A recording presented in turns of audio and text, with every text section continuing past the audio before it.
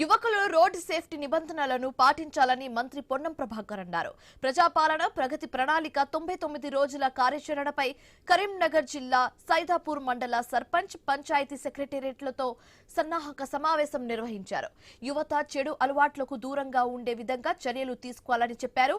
గ్రామాల్లో తాగునీటి సమస్య రాకుండా చూడాలని అధికారులకు మంత్రి సూచించారు. మన ఎజెండాలో కూడా ఉంది. డిపిఓ గారు చెప్తారు, డిఈఓ గారు చెప్తారు.